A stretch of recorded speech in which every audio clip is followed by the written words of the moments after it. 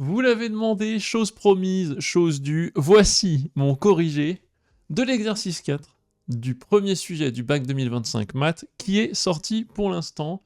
Alors j'ai pris l'exercice 4 parce que c'est le plus long. On est parti, les gens avaient des questions, donc je vais vous faire souvent, pour pas mal de questions, la version bac officielle simple et la version comment je fais si on me guide moins, donc la version un peu plus indépendante. S'il y a bien un moment dans mon expérience de prof particulier où tout peut basculer en prépa, c'est la rentrée. Les cours vont super vite, on n'a pas pris le temps de poser les bonnes manières de travailler les méthodes de travailler le cours, le retard s'installe, on travaille dans le vide, la confiance prend un énorme coup. Et c'est justement pour vous éviter ces galères que j'ai créé le stage fondation pré-rentrée. Pendant 2 semaines ultra intensives cet été, on va passer 40 heures ensemble, on va plonger au cœur du sujet, décortiquer plein d'exercices types et débloquer cette espèce d'angoisse de est-ce que c'est trop dur, je ne sais pas quoi faire, je suis perdu, je ne sais pas comment commencer, peut-être que je suis trop mauvais, que j'ai rien à faire là. On va casser tout ça, vous donner les outils concrets pour attaquer la difficulté, expliquer ce qu'on attend de vous et vous donner les outils pour être indépendant en prépa et ne plus jamais perdre de temps inefficacement. Pour les premiers qui s'inscrivent avant le 5 juin, il y a 20% de réduction avec le code Taylor YouTube. Je vous le mets en description. On commence. Donc exercice 4, le plus long pour ce sujet 1 Amérique du Nord 2025, encore une fois. Je pourrais vous faire le sujet 2 aussi si vous le demandez. Et notamment, je pourrais vous faire les autres exercices de ce sujet. Ça sortira sur la chaîne au fur et à mesure. On vous donne, partie A, donc uniquement du graphique, on vous donne 2 courbes. C1, C2, l'une va être une fonction G, l'autre la fonction G', c'est-à-dire une est la fonction, l'autre sa dérivée. On vous donne ensuite des points de croisement avec les axes. Tout de suite, il faut chercher le changement de signe. Quand il y a un changement de signe, est-ce que ça correspond à un changement de comportement croissance-décroissance pour l'autre courbe? Hop, je prends cette courbe, elle change de signe ici, est-ce que l'autre courbe est en train de changer de comportement? Pas du tout.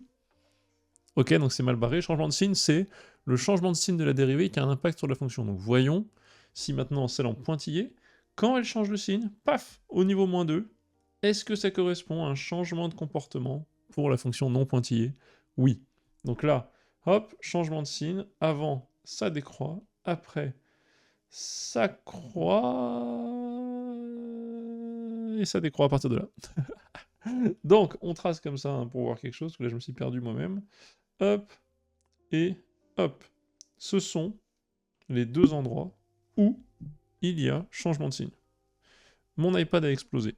Donc voilà, il y a changement de signe ici, et ici, et donc c'est bien cette courbe-là qui représente G', cette courbe-ci qui représente G, parce qu'on a bien le tableau de variation sous les. Hein. Je peux tracer le signe de G', moins, plus, moins à partir d'ici, hein. Là elle commence à être en dessous de 0, ce qui correspond bien à, alors je vais faire ça, c'est un peu abusif, hein, mais décroissance, croissance et décroissance de la fonction, donc je refais vraiment le tableau comme ça, de la fonction g. On est content, ça fonctionne. En justifiant associé à chacune des fonctions g, g' sa représentation graphique, voilà, hein, on suit les changements de signe de la fonction en pointillé, on voit qu'ils correspondent exactement au changement de variation de la fonction non pointillée. En justifiant, bien sûr, justifier pardon, que l'équation réduite de la tangente à la courbe est y égale 2x plus 1. Bah, à la courbe G, on a y égale, donc on justifie comme ça avec la formule du cours, f' de 0 fois x moins 0 plus f de 0. Il suffit donc de trouver f' de 0, ça c'est pas bien compliqué, on va regarder sur le graphe. Quand est-ce que donc je vais un peu nettoyer tout ça, hop, parce que là c'est dégueu, hop, hop, hop, hop, hop, hop, hop, comme ça. Quand est-ce que j'ai f' de 0? Bah, il suffit de regarder g', g' c'est celle-ci, g' de 0, ça vaut 2. Génial, hop, ça c'est g' de 0 égale 2. Pourquoi? Parce qu'on m'a bien dit que la courbe C2 croise en 0, 2. Génial. Et ensuite je veux, bah, f' de 0 c'est ici, je veux ensuite f de 0, bah, c'est pas très compliqué. f de 0, on me dit bien que cette courbe, elle passe ici. Donc f de 0 c'est 1. On a détecté que f' de 0 c'était 2, f de 0 c'était 1. Et donc j'ai bien 2x plus 1, la tangente. Alors vous justifiez, hein, vous dites, vous donnez la formule, c'est le plus important, puis ensuite vous dites, grâce à ce qu'on me dit ici, c'est bon, grâce à ce qu'on me dit ici, c'est bon, les deux trucs que j'ai soulignés en vert. Excellent, c'est très rapide, c'est très facile. Alors faut pas se planter, hein, ça, c'est le truc bête. On considère l'équation différentielle. Attention, version simple de la question 1, et je vous fais une version complexe, genre on vous a pas donné la solution juste après. Version simple. Vérifier que ça fonctionne avec telle fonction. Ok, je prends la fonction donnée, je dis qu'elle est dérivable parce que c'est le produit de deux fonctions dérivables, en l'occurrence un polynôme du second degré et une exponentielle. Bon voilà. Et donc je calcule f'0 de x. f'0 de x est égal. Et ben c'est u'v plus v''u. Bah ok. u', donc x2 plus 3x, ça devient 2x plus 3 fois e de moins x, plus x2 plus 3x fois la dérivée de l'exponentielle, moins e de moins x, hop, égale e de moins x, facteur 2, 2x plus 3, moins x carré, moins 3x, génial, ça fait donc e de moins x, je vais mettre le x carré en premier, moins x carré, 2x moins 3x, moins x, plus 3, excellent. Est-ce que f' de 0 plus f fait ce qu'il faut? Maintenant on va calculer f0 de x plus f'0 de x égale, dans l'espoir de tomber sur 2x plus 3 fois exponentielle moins x. Et ben on est parti. X carré plus 3x e de moins x, donc la version de f0 qui est fournie, plus la dérivée qu'on vient de calculer, moins x2 moins x plus 3 e de moins x égale, x carré moins x carré ça dégage, il reste 3x moins x 2x plus 3 e de moins x. Oui, c'est très bien, ça fonctionne. Ça, c'est la version ultra basique de la question 1. Technique, si on ne vous donne pas la bonne fonction, qu'est-ce qu'il faut faire dans ce cas-là? La règle générale est toujours la même, alors attention, vous pouvez passer cette section si vous voulez voir la suite du corrigé d'exercice, mais j'explique pour ceux qui m'ont demandé déjà en commentaire en voyant le sujet la dernière fois. Quand j'ai présenté le sujet, on m'a demandé, technique, si on a un truc comme ça, comment on fait? La règle générale, vous êtes très guidé en terminale, mais la règle générale, si vous n'êtes pas guidé, c'est quand j'ai une équation comme ça et que je cherche une équation, enfin une solution particulière, il faut absolument prendre quelque chose de la même tronche que ça. Par exemple, si j'ai un sinus x ici, vu que le sin, sa dérivée, c'est du cos, là j'aurai une combinaison de sin et cos, donc je vais tenter une solution particulière a sinus x plus b cos x.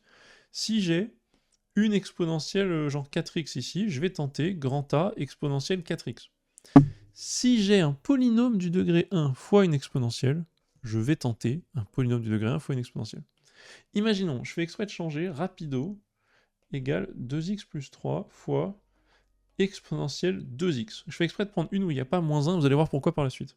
Si je fais ça et que je tente f0 de x, une solution particulière égale ax plus b, je m'inspire du membre de droite, comme on a dit, je m'inspire de ça. Quelle solution particulière pourrais-je prendre? Un polynôme du degré 1 fois l'exponentielle 2x. Si je fais ça, j'ai f0' de x égale a fois e2x, donc je vais mettre e2x en facteur, donc a plus, ensuite quand je dérive l'autre, il y a ax plus b fois la dérivée de 2x, donc 2 fois ax plus b. Ok? Ça fait e de 2x, facteur 2, et bien 2ax plus 2b plus a. Remarquez que le nombre de ax ici, c'est en fait le nombre de ax ici, c'est le nombre de l'exponentielle. Et donc quand je vais faire la somme f0 plus f0' égale, ça va faire ax plus b plus 2ax plus 2b plus a, e de x. Et j'ai plus qu'à dire que ça fait donc 3ax plus combien de b? 3b plus a fois e de 2x, pardon, hop. Et donc je peux dire, oui, mais solution, si et seulement si, 3a correspond au 2 de 2x ici, et 3b plus a correspond au 3. Voilà, donc a égale 2 tiers, 3b égale 3 moins 2 tiers, on a fini, on a trouvé la solution unique de cette forme-là. Et ça fonctionne très bien. Et ça fonctionne très bien avec e de 2x. Mais qu'est-ce qui se passe? Quand j'ai un e de 2x, ici j'ai 2ax. Et donc quand je fais f0 plus f0', ça va s'accumuler. Le souci dans cet exemple ici, exprès du bac, c'est en fait quand le e, l'exponentielle ici, correspond exactement à la solution homogène, à la solution y plus y' égale à 0. Quand on a ça, y plus y' égale 0, on sait que la solution c'est a fois e de moins x. Et là c'est l'alerte. Quand c'est la même de chaque côté, qu'est-ce qui va se passer? Vous allez voir tout de suite si je le fais. En fait, tout va dégager. Pourquoi? Là, j'avais 2ax qui étaient apparus. Bon, je peux le dire juste à l'oral, vous allez comprendre. Quand j'avais un exponentiel 2x, j'ai un 2ax ici. Imaginez que je fais le même calcul avec exponentiel moins x. Ici, j'ai quoi qui apparaît? J'ai un moins ax. J'ai un moins 1 ici, donc j'aurai moins ax moins b. Sauf que ce moins ax, quand je vais faire la somme, j'aurai donc ax moins ax et j'aurai plus que des constantes. Et donc je demanderai à des constantes d'être égales à 2x plus 3, ça sera fini. En gros, ça ne marchera pas. Et c'est ça la douille, c'est que n'importe quel exponentiel alpha x de l'univers marcherait bien avec la technique ici. Il y a un cas où ça ne marche pas, c'est quand l'exponentiel ici tombe pile poil sur l'exponentiel de la solution homogène. Et alors là, dans ce cas-là, qu'est-ce qu'on fait? Ben, zut, on a atteint un point mort. Il faut donc aller au-delà de l'expression donc ax plus b par défaut fois l'exponentielle. Il faut tenter un degré au-dessus de complication. Le degré au-dessus, ça sera quoi? Ben, on tente f0 de x égale, non pas un degré 1 fois l'exponentielle moins x, mais cette fois-ci, un degré 2 de l'exponentielle moins x. Et si vous voulez, là, je peux rajouter plus c, mais en fait, on sait que c exponentielle moins x plus la dérivée, bah, ça fera y plus y', ça fera 0 par définition, vu que c'est la même. Donc le c, je suis même pas obligé de le mettre, parce que je sais que lui, dans tous les cas, il va disparaître. Donc je peux monter d'un degré pour trouver ça. Et c'est pour ça qu'on vous donne une solution toute faite qui est bien en ax carré plus bx ici. C'est complètement fou, mais c'est vraiment le cas ici. Donc pour les gens qui m'ont demandé, il faut s'inspirer de ce qui est à droite tout le temps pour trouver le type de solution. Si malheureusement, dans ce cas très précis qui arrive relativement rarement, mais où il y a une exponentielle fois un polynôme, et l'exponentielle est la même que celle qu'on trouve quand on fait l'équation homogène, alors vous devez prendre un polynôme d'un degré au-dessus pour compliquer un peu plus, pour compenser la perte du ax ici dont je parlais. C'était un peu technique, vous pouvez maintenant, si vous êtes parti tout à l'heure, bah, c'est bon, on revient. Je reviens aux questions 2 et 3. Voilà, c'était l'explication, j'espère que ça vous a bien convenu. Question 2, résoudre l'équation différentielle y plus y' égale 0, ça c'est du cours, on sait que la solution de ça, donc c'est une équation homogène, c'est les fonctions k exponentielle moins x, parce qu'ici on a un moins 1 devant le y, avec k appartient à r. Voilà l'ensemble des solutions, après si on donne un point spécifique du plan par lequel passer, alors on peut déterminer k. Et donc, question 3, déterminer l'ensemble des solutions de l'équation différentielle, et ben on sait que, petit 3, il faut sommer l'ensemble, donc en gros, S égale l'ensemble des fonctions qui s'écrivent k fois e de moins x plus f0 de x avec k appartient à r. Voilà l'ensemble des solutions d'après le cours. C'est l'ensemble des solutions donc homogènes plus la solution particulière, j'ai la flemme de la réécrire mais elle s'appelle f0. Donc c'est l'ensemble des fonctions, là je veux un objet fonction donc il faut bien, c'est faux ce que j'ai écrit là, faire attention. L'ensemble des fonctions, donc c'est qui a x associé, là je dis ça pour montrer que c'est un objet, voilà, l'ensemble de toutes ces fonctions pour grand K réel. Ben voilà, c'est parfait. On est bon, c'est super. On admet que la fonction g décrite est une solution de l'équation différentielle. E déterminer alors l'expression de la fonction g. Ben ça, c'est pas très compliqué. On nous a dit dans la partie 1 que g de 0, alors c'était f ici, g de 0 valait 1. Ben moi, je veux une solution très précise avec g de 0 égale 1. Donc je vais pouvoir dire g de 0 égale 1, si et seulement si, k plus f0 de 0 égale 1, si et seulement si k égale 1 moins f0 de 0. Bon, attention, f0 quand je mets 0, ça vaut 0. Et donc k égale 1. Voilà. Donc celle qu'on nous a donnée en dessin dans la partie A, en fait c'est celle qui correspond à k égale 1. Donc c'est e de moins x plus f0 de x. Voilà, c'est pas très compliqué. Ça allait très bien. C'était le petit 4, ça. Hop, excusez-moi. J'essaye vraiment de rester sur la même page parce que j'ai la suite qui est derrière, mais ça n'a aucun sens. S'il faut, je changerai de page. Déterminer les solutions de l'équation différentielle dans la courbe, on met exactement 2 points d'inflexion. Donc ça, c'est intéressant. Pour avoir 2 points d'inflexion, qu'est-ce qu'il faut? Il faut que la dérivée seconde, en gros, il faut que la dérivée seconde change 2 fois... il faut 2 points, il faut que la dérivée simple, si vous voulez, change de croissance-décroissance 2 fois. Le plus simple pour faire ça, parce qu'il ne faut pas dire f seconde égale 0 implique point d'inflexion. C'est l'erreur en gros dans laquelle pas tomber, dans laquelle j'essaie de pas tomber là. Donc je le dis tout de suite, on cadre les choses. Si point d'inflexion, alors f seconde de ce point égale 0. Mais ne pas croire que c'est un critère, c'est-à-dire que n'oubliez jamais la fonction y égale x puissance 4. X puissance 4, c'est une espèce de parabole ultra étalée. Sa dérivée seconde en 0, f' de 0 égale à 0. Et pour autant, ce n'est pas un point d'inflexion car elle reste toujours convexe. Un point d'inflexion, c'est un point pour lequel il y a un changement de convexité, donc de convexe à concave ou de concave à convexe, et donc ça se voit en étudiant les variations d'f'. Donc, trouvons les solutions Lagrange dont la courbe admet exactement 2 points d'inflexion, on va regarder. Donc je vais dégager ce truc-là. On va faire attention, on cherche. Donc nous, on a petit 5, nous on a y plus y' égale. Et c'est quoi? 2x plus 3, e de moins x. Et on a dit que y de x, dans ce cas, égale, eh bien, une certaine constante k, e de moins x, plus une certaine, alors c'est très relou, hein, mais x2 plus 3x, e de moins x. Bon, en fait, c'est k, bon, je pourrais faire e de moins x facteur de k plus x2 plus 3x. x2 plus 3x plus k. Voilà, ça, moi, c'est simple. Alors, comment on peut faire on va voir, on va regarder ce qui est le plus simple. On va peut-être étudier ça. J'essaie de trouver une manière d'étudier facilement cette fonction. Est-ce qu'il est facile? Est-ce qu'on a fait assez de calculs pour que je m'en sorte sans souci? À la limite, j'ai f0' qui est là-haut. Est-ce que y seconde, on dirait pas que justement y seconde... Bon, c'est un peu compliqué, donc je vais redériver tout. On aurait pu dire que y' c'était justement ça moins y, donc ça à la limite c'est bien. Et je peux redériver le tout. Donc j'ai déjà y' grâce à l'équation, vous voyez ce que je veux dire? Donc là j'ai y' pour pas redériver y' de x égale. Donc j'ai e de moins x facteur de 2x plus 3. J'essaie d'aller plus vite dans le calcul pour pas refaire la double dérivation. Je dis juste que y' c'est ça moins y.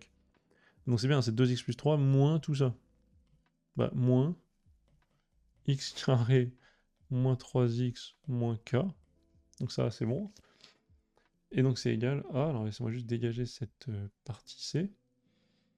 Donc c'est pas si évident, ça prend un petit peu de temps quand même. Enfin, faut pas avoir peur quoi, hein, du calcul. Donc c'est e de moins x, facteur 2, moins x carré, c'est bon, moins 3x plus 2x. Ok, ben moins 3x plus 2x, moins x. Et ensuite plus 3 moins k. Parfait. Moi j'aimerais avoir en gros des variations diverses de y'. On va faire ça. Je vais être obligé de redériver y' maintenant. Je crois que je voulais l'éviter, mais j'ai vraiment pas le choix, c'est un peu relou. Mais j'ai pas vraiment le choix. Bon, bah, y seconde égale, on va étudier le signe de y seconde et on va chercher les endroits où le signe change pour y seconde. C'est un peu lourd, dites-moi si vous avez plus rapide en commentaire. Donc c'est e de moins x facteur 2.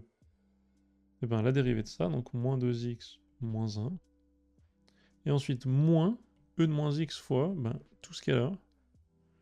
Moins, moins x2 moins x plus 3 moins k. Donc vous avez compris, hein, je dérive, donc c'est u', c'est ça, fois v, ok, ça donne ça, u' c'est moins 2x moins 1, plus v' fois u, donc plus ça, fois moins e de moins x, donc il y a un moins ici. Donc en fait je l'ai, hein, mon y seconde, ça va. Donc dites-moi si vous avez trouvé une autre manière de faire y seconde plus rapidement, encore une fois. Là je bourrine du calcul. Ça fait x carré. Alors moins, donc plus x moins 2x moins x. Plus k moins 3 moins 1, plus k moins 4. Ok. Et donc ensuite, étude du signe, on veut que y', pour avoir 2 points d'inflexion, on veut que y', change de signe 2 fois. J'ai des animations sur ma caméra qui font que quand je fais des trucs comme ça met des ballons, ça met des choses, ça met des petites bulles, je m'en excuse, ça met des ballons de joie. Et donc quand j'arrive là, en fait c'est pas très compliqué, je veux que y'' change de signe 2 fois. Bah donc il suffit que delta soit positif strict pour ce polynôme là. Parce que ça c'est toujours positif, et ça change de signe si delta est strictement positif. Donc c'est une fonction comme ça. Donc soit elle est comme ça et elle change de signe 2 fois et donc j'ai 2 points d'inflexion, là où on est passé de plus à moins et là on est passé de moins à plus par définition, soit en fait si delta est négatif, c'est mort, elle croise pas, elle change pas de signe. Donc c'est quand delta est négatif et en fait c'est très facile, delta est positif strict, excusez-moi, donc c'est quand 1 moins 4 fois k moins 4 est positif strict si et seulement si 5 moins 4k est positif strict, et si je me trompe pas, c'est bien quand k est plus petit que 5 quarts. Quand k est plus petit que 5 quarts, c'est bon, j'ai bien une fonction qui aura 2 points d'inflexion. Donc nous on a k égale 1 typiquement pour celle qui était tracée tout à l'heure, vérifions qu'elle a bien 2 points d'inflexion. Ben, on peut voir que on a bien une fonction qui décroît, ok, elle est donc convexe ici, elle décroît, elle croît, elle est convexe, et là elle devient concave. Premier point d'inflexion, j'ai l'impression au point -1, à vérifier. Et donc là elle est concave, mais elle redevient convexe là-bas. Deuxième point d'inflexion au niveau peut-être de 3. Si c'est pas excellent. Vérifions quand même rapidement pour k égale 1 encore une fois. Quand k égale 1, là j'ai x2 moins x, plus 1 moins 4, moins 3. x2 moins x moins 3. Ai-je des solutions ultra faciles? Bah je sais pas, peut-être pas. On a dit quoi? Moins 2. Est-ce que moins 2 marche? Bon, là j'ai pas la patience. Faudrait vérifier si les points d'inflexion sont si simples. Ils sont peut-être pas si simples que ça. Peut-être qu'il est ici le point d'inflexion. En fait, j'ai mal vu tout à l'heure. Donc il est entre moins 1 et moins 2. Et ici, il doit être à peu près. Donc là, ça recommence à monter, il doit être à peu près par là. Donc c'est pas des nombres, c'est pas des points d'inflexion qui ont l'air entiers. Donc voilà, je me calme tout de suite. Bon, on les a. Donc il a fallu étudier y''. Donc c'est pas si évident. Enfin ça va, mais j'ai voulu trouver une astuce pour le calculer vite. Bon, au final, je me tapais un peu de calcul. Et ensuite dire qu'elle changeait de signe 2 fois, si et seulement si le polynôme du degré 2 changeait de signe 2 fois, donc le delta est positif. Pas simple, mais c'est fait. Partie C, x2 plus 3x moins 2, réflexe déjà tout de suite, même si on me demande pas, je m'en fiche, je reconnais que ça c'est x plus 1, x plus 2, parce que je connais plein de petits polynômes comme ça par cœur. Là on retombe dans du cours beaucoup plus facile. Donc petit 1, démontrer que la limite est égale à 0, bon bah c'est que de la croissance comparée, hein. C'est x carré sur e de x plus 3x sur e de x plus 2 sur e de x. Je distribue le e de x, et ça tend vers, c'est l'infini, mais 1 sur l'infini, plus 1 sur l'infini, plus 1 sur l'infini. C'est réglé. On admet qu'elle admet la limite plus l'infini en moins l'infini. Pas d'où on admet ça, n'importe quoi. On va pas l'admettre, on va le démontrer en 2 secondes. x2 plus 3x plus 2, terme dominant x carré, vous avez qu'à factoriser par x carré si vous voulez. Ce terme-là, en moins l'infini, tend vers plus l'infini. Et e de moins x, quand x tend vers moins l'infini, ça tend vers e de plus l'infini, entre guillemets, donc ça tend vers l'infini. Donc infini fois infini, c'est bien l'infini, c'est bien plus l'infini. Donc en moins l'infini, ça c'est plus, en moins l'infini, ça c'est plus l'infini, le produit des deux, c'est bien plus l'infini. C'est facile à démontrer, ils ont voulu vous le donner, tant mieux. En même temps, si on vient de passer 3 heures à faire le y seconde, je peux comprendre qu'on avance un petit peu plus vite. On admet que la fonction f est dérivable. Pourquoi est-elle dérivable? C'est un produit de fonction dérivable. On note f' le dérivé, vérifiez que pour tout nombre réel, f' de x égale ça. Bon les gars, à un moment, j'ai déjà fait ce genre de dérivé au-dessus, vous n'avez pas besoin de moi, vous le faites, ça marche, c'est ça. Voilà. Petit b, déterminer le signe de la fonction dérivée, bah écoutez, on va étudier moins x carré moins x plus 1. Ça c'est pas trop compliqué. On le fait avec le delta, ou bien on le fait un peu comme un énorme... hop là, un énorme... forceur qui adore, comment on appelle ça, les formes canoniques. Et donc ça fait, ah bah attendez, celui-là je le reconnais, ça c'est x carré plus x, ça c'est moins x plus 1 demi au carré, hop là, moins 1 quart, hop, plus 1, génial. C'est donc moins 1 quart, donc c'est 5 quarts, moins x plus 1 demi au carré, si c'est pas génial. Et alors? Ah zut, bah oui, non, faut le faire en entier, ok. Égal, bah écoutez, c'est un peu spécial, mais c'est moins x plus 1,5 moins racine de 5 sur 2, facteur de x plus 1,5 plus racine de 5 sur 2. Pourquoi moins? Bah déjà je prends ça, je dis que c'est racine de 5 sur 2 le tout au carré, je fais a2 moins b2, et puis je mets le moins devant parce que je voulais mettre le x d'abord, vous avez compris. Voilà. Le signe, puis on va dire les variations de la fonction f. Bah c'est pas très compliqué, on va dire, hop.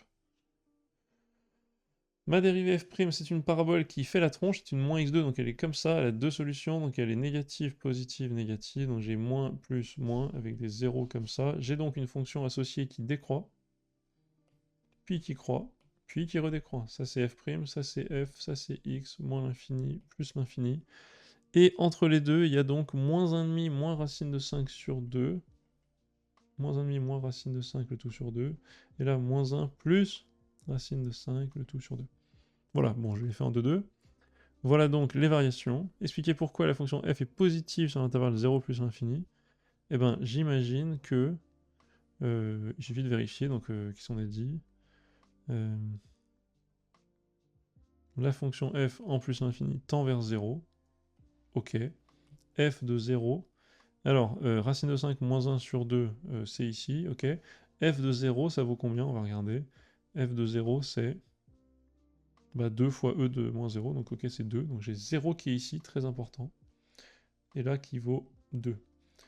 Pourquoi? Parce que racine de 5 moins 1 sur 2, c'est bien sûr plus grand que racine de 5. Racine de 5, c'est plus grand que 0. C'est plus grand que 1, quoi, c'est positif.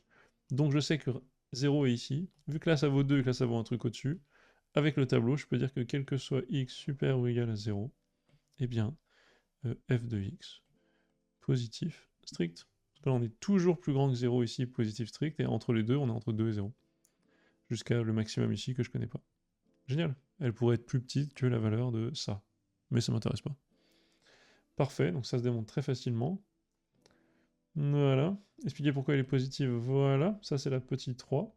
Donc question 3, c'est en gros ici. On explique en justifiant avec le tableau de variation, encore une fois. On note CF la courbe dans un repère orthogonal. On admet que la fonction grand F est une primitive. Et bien, si vous voulez primitiver petit f, en fait, depuis tout à l'heure, il y a une idée qui traîne, si vous voulez. Il y a une grande idée, donc idée, mais qui se démontre facilement, hein, vous pouvez le faire, ça vous amuse. F de x égale polynôme x fois exponentielle de je sais pas quoi, exponentielle de moins x, mais ça marche avec alpha x. Eh bien, f' de x, ça sera un autre polynôme x fois exponentielle alpha x. Si f de x égale ça, alors f' égale ça. Toujours. Voilà, c'est intéressant. Et donc, bon, si on vous dit... des gens m'ont posé la question, mais attends, mais comment on aurait pu faire pour trouver la primitive? Franchement, vous tentez ax2 plus bx plus c fois e de moins x, vous dérivez, et puis vous voyez... en dérivant, vous voyez en gros les coefficients qui correspondent pour avoir moins x2, moins x et 1 ici, quoi. On sait qu'un polynôme fois une exponentielle, ça se dérive en un polynôme fois la même exponentielle.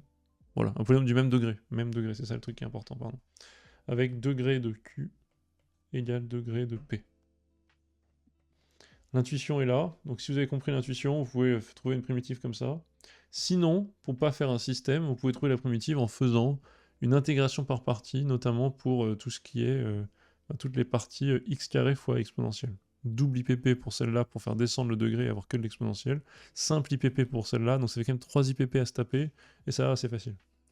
Pas ultra fun honnêtement. Ok, grand F c'est une primitive, c'est super. Écoutez, pour alpha positif, exprimer l'air en unité d'air entre 0 et alpha, par définition, l'air, donc ça c'est le théorème fondamental de l'analyse, l'air pour une fonction continue, l'air entre 0 et alpha, ça sera primitive prise en alpha moins primitive en 0, et donc ça sera grand F de alpha moins grand F de 0. Et donc ça sera en fonction d'alpha, hein, donc vous recopiez, en 0 ça vaut je sais pas combien, et en alpha ça vaut je sais pas combien. Donc là, vous l'écrivez quoi. Et voilà, ça c'est la fin. Donc longue vidéo, long corrigé, parce qu'il y avait beaucoup de choses à dire. J'espère que ça vous a plu, j'espère que ça allait, même les trucs qui partaient un peu en tangente, pas très au programme. Et je vous dis à la prochaine pour une nouvelle vidéo.